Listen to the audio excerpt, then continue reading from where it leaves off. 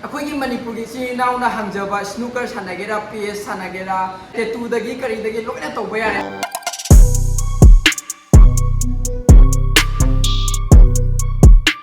ꯍꯧꯖꯤꯛ ꯋꯥꯔꯜ ꯀꯞꯁꯤꯗ ꯀꯥꯞꯀꯅꯤ ꯃꯌꯥꯝ ꯄꯨꯟꯅ ꯋꯥꯔꯜ ꯀꯞ ꯑꯗꯨꯝ ꯌꯦꯡꯕ ꯂꯥꯛꯄ ꯌꯥꯔꯦ ꯃꯥꯒꯤ ꯄ꯭ꯔꯥꯏꯁꯀꯨꯝꯕꯁꯦ ꯑꯩ ꯍꯥꯏꯔꯛꯀꯦ ꯑꯦꯁꯤꯒꯨꯝꯕ ꯂꯣꯏꯅ ꯂꯩꯕꯅꯤ ꯌꯥꯝꯅ ꯁꯥꯕ ꯈꯣꯠꯄ ꯀꯩꯁꯨ ꯇꯧꯗꯦꯕꯀꯣ ꯑꯗꯨꯝ ꯑꯩꯅ ꯁꯨꯃꯥꯏꯅ ꯍꯜꯂꯛꯄꯗ ꯑꯆꯥꯄꯣꯠꯁꯦ ꯄꯤꯖꯕ ꯍꯥꯏꯇꯥꯔꯦ ꯁꯤꯁꯦꯀꯣ ꯃꯣꯏ ꯆꯦꯔꯪꯗ ꯇꯧꯔ ꯂꯥꯛꯄꯁꯦ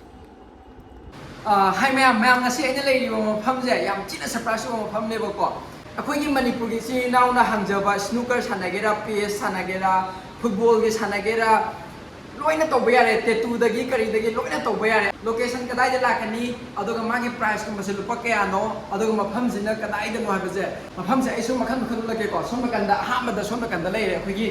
ꯊ꯭ꯔꯤꯐꯀꯤ ꯑꯣꯏꯕ ꯄꯣꯠ ꯆꯩ ꯃꯌꯥꯝ ꯑꯃ ꯁꯤꯗ ꯂꯩꯔꯅꯦꯕꯀꯣ ꯊ꯭ꯔꯤꯐꯀꯤ ꯄꯣꯠ ꯆꯩ ꯉꯥꯛꯇꯅꯦ ꯁꯤ ꯃꯅꯨꯡꯗ ꯂꯩꯗꯣꯏꯁꯤꯅ ꯑꯗꯨꯒ ꯁꯤꯗ ꯑꯩꯈꯣꯏꯒꯤ ꯇꯦꯇꯨꯒꯨꯝꯕ ꯑꯩꯈꯣꯏ ꯇꯦꯇꯨ ꯇꯧꯅꯤꯡꯕ ꯏꯆꯤꯜ ꯏꯅꯥꯎ ꯃꯌꯥꯝ ꯂꯩꯗꯅ ꯃꯣꯏꯒꯤꯗꯃꯛꯇꯗꯤ ꯇꯦꯇꯨꯁꯤꯗ ꯇꯧꯕ ꯌꯥꯔꯦꯀꯣ ꯑꯗꯨꯒ ꯑꯩꯈꯣꯏ ꯁꯤꯗꯅ ꯑꯃꯨꯛꯀ ꯄꯨꯜ ꯁꯥꯟꯅꯒꯦ ꯍꯥꯏꯔꯁꯨ ꯃꯌꯥꯝ ꯄꯨꯜ ꯁꯥꯟꯅꯕ ꯌꯥꯔꯦ ꯁꯤ ꯃꯐꯝꯁꯤꯗꯀꯣ ꯑꯗꯣ ꯄꯨꯜ ꯁꯥꯟꯅꯕꯒꯤ ꯄ꯭ꯔꯥꯏꯁ ꯑꯩ ꯍꯥꯏꯔꯛꯀꯦ ꯚꯤꯗꯤꯑꯣꯒꯤ ꯂꯣꯏꯔꯛꯄꯗꯀꯣ ꯑꯗꯒꯤ ꯁꯣꯝ ꯅꯥꯀꯟꯗ ꯑꯃꯨꯛ ꯌꯦꯡꯉꯣ ꯁꯤꯗꯅ ꯇꯦꯀꯟ ꯁꯥꯟꯅꯕ ꯌꯥꯔꯦꯀꯣ ꯇꯦꯀꯟ ꯂꯩꯔꯦ ꯑꯗꯒꯤ ꯁꯤꯗ ꯄꯤएस ꯁꯥꯟꯅꯕ ꯌꯥꯔꯦꯀꯣ ꯑꯗꯨꯒ ꯄꯤएस sida ani leire nungaina si mafam sida phamaga maning halo cameraman ana halo PS5 se sigo mana nungaina phamdaraga ko sida adum sanaba yare ko sanani mawongda adagi akhoi chaningba hamingba himahi gumba leina aduna sida mo le ja sida drinks gumba ama phangani ko himahi gumba akhoi ki cold drink gumba loi phangani sida na phamaga adum leiraga sida pool sanaba yare ko do manungdana akhoi thrift ki pochai mayam yoleba ko sai ulak yang football jersey dagi chingba aduga sida manungda yam leiba to sumaina sida akhoi ge dum trial tawba yare sida ko sida trial tawrani aduga sida akhoi thrift ki pochai mayam yole sida jeans taki dress taki football jersey na chingba ko khungup yam leire khungup ko original ngatane sida leiri mayam se ko ado sina thrift ki leire sida na tattoo gi ko ado manung ge koi bisi ang to ulak yang mayam tina chaw bane ko ground floor da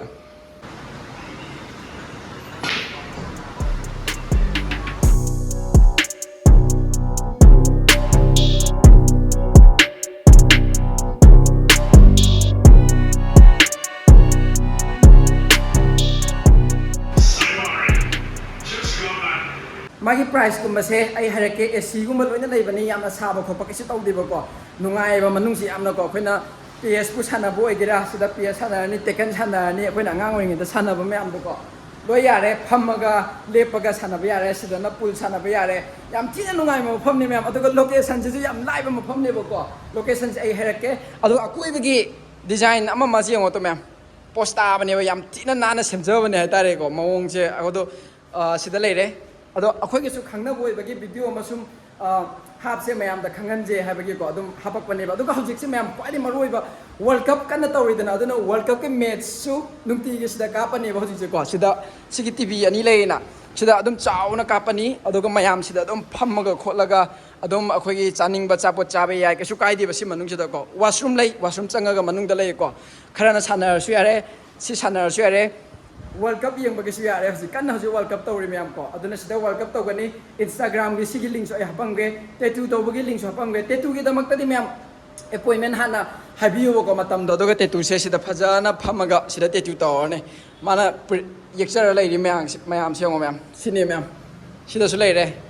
ko ado sida pool sana bagi ama lai re sana ba higira higira adum try tahu ba yare kasu kai de ko ado mayam ai location se harake ko location se kadai den habadi yamna lai ko Maharani Bagh Ashram Metro gate number 2 dagi tholaga ashram gi metro dagi thola su are juice corner da khama su are aduga khoi gi Domino's ama lai bani ko Airtel mini store adu natraga Nitin Medicos ko asida lai re aduga hek khitang sang pada anti dukan haina khoi notice dukan khar lai ge ne corner ama ko corner ama lai bani mina loi khangna bane ai ulake ma pan da su ko adugi hek machin da haiba tare corner da ko makha da kumdara ka dani ba amadang ground floor da ne ko adugi ground floor du ai ulake yang ko hojik se akhoi nonga la bane adu location adu da ne Maharani Bagh yam lai bane mem akhoi na anti dukan anti corner ga na haina bane ko adu da leire adu ga price mem ko akhoi gi pool sana bagi sigi price si se sana bada pung amada lupa chani yankai only lupa chani yankai adu so akhoi manipur gi mi oi bani na adum haina ba ka su kai de ko adu ga si sana bagi ha betare ko si sina pung amada lupa sahum yes 300 lupa 300 leire ꯇꯦꯇꯨꯒꯤ ꯄ꯭ꯔꯥꯏꯁꯇꯤ ꯑꯩ ꯇꯁꯦꯡꯅ ꯈꯪꯗꯦ ꯑꯩꯈꯣꯏꯒꯤ ꯇꯦꯇꯨꯗꯤ ꯃꯈꯟ ꯃꯈꯟ ꯂꯩꯗꯅ cover ꯇꯧꯕꯗꯣ ꯑꯩꯈꯣꯏ ꯀꯌꯥꯝ ꯆꯥꯎꯕꯅꯣ ꯄꯤꯛꯄꯅꯣ ꯑꯗꯨꯒꯤ ꯃꯇꯨꯡ ꯏꯟꯅ ꯂꯩꯔꯦ ꯇꯦꯇꯨꯒꯤꯀꯣ ꯃꯥꯅ ꯁꯤꯗ ꯇꯦꯇꯨ ꯇꯧꯔꯅꯤ ꯁꯤꯗ ꯐꯖꯅ ꯍꯤꯞꯄ ꯈꯣꯠꯂꯒ ꯇꯧꯔꯅꯤꯀꯣ ꯂꯥꯏꯠ ꯑꯃ ꯍꯥꯞꯄꯒ ꯑꯗꯨꯒ ꯁꯤꯒꯤ ꯗ꯭ꯔꯦꯁ ꯃꯌꯥꯝꯁꯤꯁꯨ ꯑꯩ ꯄ꯭ꯔꯥꯏꯁꯇꯤ ꯇꯁꯦꯡꯅ ꯈꯪꯗꯦ ꯑꯗꯨꯕꯨ ꯂꯥꯛꯑꯒ ꯁꯤꯗꯤ ꯑꯗꯨꯝ ꯀꯣꯏꯕ ꯑꯣꯏꯅ ꯂꯥꯛꯑꯒ ꯌꯦꯡꯅꯤꯡꯕ ꯇ꯭ꯔꯥꯏꯜ ꯇꯧꯕ ꯑꯗꯨꯝ ꯇ꯭ꯔꯥꯏꯌꯦꯜ ꯇꯧꯕ ꯌꯥꯏ ꯁꯤꯗ ꯀꯩꯁꯨ ꯀꯥꯏꯗꯦꯀꯣ ꯑꯗꯨꯅ ꯌꯥꯝ ꯆꯥꯎꯋꯦ ꯃꯐꯝꯅꯤ ꯃꯌꯥꯝꯇꯣ ꯍꯧꯖꯤꯛ ꯋꯥꯔꯜ ꯀꯞꯁꯤꯗ ꯀꯥꯞꯀꯅꯤ ꯃꯌꯥꯝ ꯄꯨꯟꯅ ꯋꯥꯔꯜ ꯀꯞ ꯑꯗꯨꯝ ꯌꯦꯡꯕ ꯂꯥꯛꯄ ꯌꯥꯔꯦ ꯍꯧꯖꯤꯛ ꯃꯈꯣꯏꯒꯤ ꯗꯤꯇꯦꯜꯁ ꯑꯩꯅ ꯗꯤꯁꯀ꯭ꯔꯤꯞꯁꯟꯗ ꯍꯥꯞꯄꯝꯃꯅꯤ ꯑꯗꯨꯒ ꯑꯗꯨꯝ ꯀꯣꯜ ꯗ꯭ꯔꯤꯡꯒꯨꯝꯕ ꯑꯃ ꯑꯗꯨꯒꯤ ꯋꯥꯅꯤꯡꯉꯥꯏ ꯂꯩꯔꯔꯣꯏ ꯅꯨꯡꯉꯥꯏꯔꯤꯁꯦ ꯃꯌꯥꯝ ꯁꯤꯗ ꯐꯝꯊꯔꯒ ꯍꯦꯛꯇ ꯑꯗꯨꯝ ꯁ꯭ꯋꯥꯏꯗꯒꯤ ꯇꯛ ꯇꯛ ꯁꯥꯟꯅꯕ ꯌꯥꯕꯤꯅꯦꯕ ꯁꯨꯃꯥꯏꯅ ꯁꯤꯁꯦ ꯁꯤ ꯂꯩ ꯑꯗꯣ ꯊꯣꯛꯑꯁꯦ ꯁꯤꯗꯒꯤ ꯊꯣꯛꯑꯒꯀꯣ ꯂꯣꯀꯦꯁꯟꯁꯦ ꯑꯩ ꯎꯠꯂꯛꯀꯦ ꯌꯦꯡꯉꯨꯀꯣ ꯌꯥꯝ ꯂꯥꯏꯕꯅꯦ ꯇꯦꯡ ꯇꯦꯡ ꯁꯤꯒꯤ ꯆꯪꯉꯛꯐꯝꯁꯦ ꯃꯌꯥꯝ ꯑꯩꯈꯣꯏꯒꯤ ꯗꯣꯃꯤꯅꯣꯁ ꯖꯨꯏꯁ ꯀꯣꯔꯅꯔꯗꯒꯤ ꯆꯪꯉꯛꯑꯒ ꯗꯣꯃꯤꯅꯣꯁ ꯂꯩꯅꯦꯕꯀꯣ ꯗꯣꯃꯤꯅꯣꯁꯀꯤ ꯑꯦꯌꯔꯇꯦꯜ ꯃꯤꯅꯤ ꯁ꯭ꯇꯣꯔꯗꯒꯤ ꯁ꯭ꯇ꯭ꯔꯦꯠꯇ ꯆꯪꯉꯛꯇꯧꯕꯀꯣ ꯑꯗꯨꯒ ꯁꯤꯗ ꯑꯩꯈꯣꯏꯒꯤ ꯁꯥꯏ ꯀꯦꯃꯤꯁ ꯍꯥꯏꯅ ꯂꯩꯔꯅꯤ ꯑꯗꯨꯒ ꯁꯤꯒꯤ ꯀꯣꯔꯅꯔꯁꯦ ꯁꯤꯒꯤ ꯃꯆꯤꯟꯁꯦ ꯃꯌꯥꯝ ꯂꯣꯏ ꯈꯪꯅꯔꯝꯒꯅꯤꯀꯣ ꯌꯦꯟꯖꯥꯡ ꯅꯥꯄꯤ ꯌꯣꯟꯕ ꯄꯔꯦꯡꯗꯨꯅꯦ ꯁꯤꯗꯩ ꯆꯪꯈ꯭ꯔꯁꯨ ꯌꯥꯔꯦ ꯑꯗꯨꯒ ꯁꯤꯗꯅ ꯑꯩꯈꯣꯏ ꯅꯣꯔꯠ ꯏꯁꯀꯤ ꯗꯨꯀꯥꯟ ꯃꯌꯥꯝ ꯑꯃ ꯂꯩꯕ ꯍꯣꯏꯗꯨꯅꯤ ꯑꯗꯨꯒ ꯁꯤꯒꯤ ꯒ꯭ꯔꯥꯎꯟ ꯐ꯭ꯂꯣꯔꯁꯤꯗ ꯂꯩꯗꯧꯕꯇꯣ ꯁꯤꯗ ꯃꯈꯥꯁꯤꯗ ꯀꯨꯝꯃꯛꯇꯧꯕꯀꯣ ꯁꯤꯗꯒꯤ ꯆꯪꯉꯛꯑꯅꯤ ꯁꯥꯏ ꯀꯦꯃꯤꯁ ꯂꯩꯔꯅꯤ ꯑꯗꯨꯒ ꯁꯤꯗ ꯀꯨꯝꯊꯔꯛꯇꯧꯕ ꯁꯤꯒꯤ ꯕꯣꯔꯗꯁꯦ ꯑꯗꯨꯝ ꯎꯕꯗ ꯈꯪꯉꯅꯤ ꯃꯌꯥꯝꯅ ꯁꯤꯁꯦ ꯇꯣ ꯑꯗꯣ ꯁꯤꯗꯒꯤ ꯆꯪꯉꯒ ꯀꯨꯝꯊꯔꯒ ꯌꯦꯡꯉꯣ ꯁꯤꯅꯤ ꯃꯌꯥꯝ ꯇꯣ ꯁꯤ ꯂꯩꯔꯦ ꯃꯌꯥꯝ ꯆꯥꯎꯅ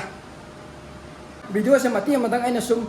ꯄ꯭ꯔꯣꯃꯣꯠ ꯑꯣꯏ ꯀꯔꯤ ꯑꯣꯏ ꯑꯗꯨꯝ ꯍꯥꯏꯗꯤ ꯃꯌꯥꯝꯁꯨ ꯈꯪꯍꯟꯅꯤꯡꯕꯒꯤꯀꯣ ꯑꯩ ꯇꯧꯔꯝꯕꯅꯦꯕ ꯑꯩꯈꯣꯏꯒꯤ ꯏꯌꯥꯝꯕ ꯊꯣꯛꯄ ꯑꯃꯅ ꯍꯥꯡꯕꯅꯦ ꯃꯈꯣꯏꯁꯦ ꯁꯤꯗꯀꯣ ꯏꯃꯥꯟꯅꯕ ꯈꯔ ꯇꯧꯔꯒ ꯃꯣꯏꯅ ꯍꯥꯡꯖꯕꯅꯦ ꯑꯗꯨꯅ ꯃꯌꯥꯝ ꯄꯨꯟꯅ ꯁꯞꯄꯣꯔꯠ ꯇꯧꯃꯤꯟꯅꯔꯁꯦ ꯃꯌꯥꯝꯅ ꯃꯇꯝ ꯍꯥꯡꯕ ꯃꯇꯝꯗꯀꯣ ꯑꯗꯨꯝ ꯂꯥꯛꯑꯒ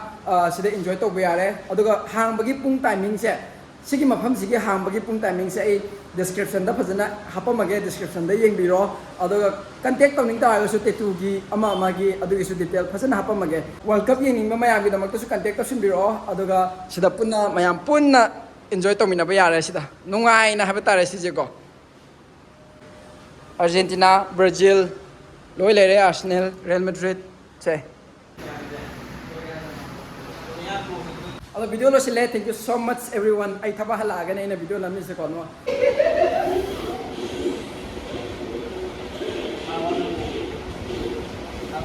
ꯑꯩ ꯌꯥꯎꯗꯕꯤ ꯐꯨꯕ ꯉꯝꯗꯦ ꯏꯕꯨꯡꯉꯣ ꯃꯌꯥꯝ ꯇꯦꯀꯟ ꯁꯥꯟꯅꯔꯤ ꯐꯝꯃꯒ ꯇꯣ ꯁꯨꯃꯥꯏꯅ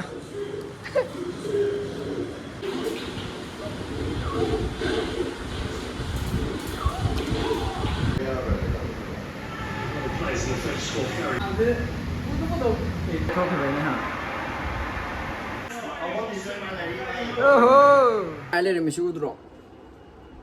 ꯑꯗꯨꯝ ꯑꯩꯅ ꯁꯨꯃꯥꯏꯅ ꯍꯜꯂꯛꯄꯗ ꯑꯆꯥꯄꯣꯠꯁꯦ ꯄꯤꯖꯕ ꯍꯥꯏꯇꯥꯔꯦ ꯁꯤꯁꯦꯀꯣ ꯃꯣꯏ ꯆꯦꯔꯪꯗ ꯇꯧꯔ ꯂꯥꯛꯄꯁꯦ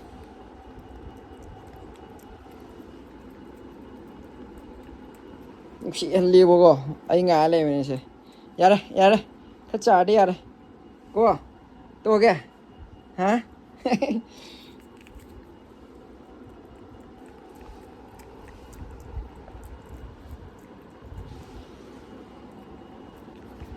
ओके मैम भिडियोसꯤꯗ ꯂꯣꯏꯁꯤꯜꯂꯦꯀꯣ ꯂꯤꯑꯣ ꯀꯧꯔꯦ ꯃꯥꯒꯤ ꯃꯃꯤꯡꯁꯦ ꯂꯤꯑꯣ ꯀꯧꯋꯦ ꯃꯄꯨꯅꯁꯨ ꯂꯤꯑꯣ ꯀꯧꯕꯤꯔꯛꯄꯀꯣ ꯈꯣꯟꯖꯦꯜꯒ ꯂꯣꯏ ꯁꯤꯔꯦ ꯀꯣꯏꯂꯥꯎ ꯂꯥꯎꯕꯗ ꯚꯤꯗꯤꯑꯣꯒꯤ ꯊꯦꯡꯛ ꯌꯨ ꯁꯣ ꯃꯆ ꯁꯕꯁꯀ꯭राꯏꯕ ꯇꯧꯕꯤꯔꯝꯃꯣ ꯃꯌꯥꯝ ꯚꯤꯗꯤꯑꯣ ꯅꯨꯡꯉꯥꯏꯔꯗꯤ ꯕꯥꯏ ꯕꯥꯏ ꯏꯕꯨꯡꯉꯣ ꯕꯥꯏ ꯇꯧ ꯕꯥꯏ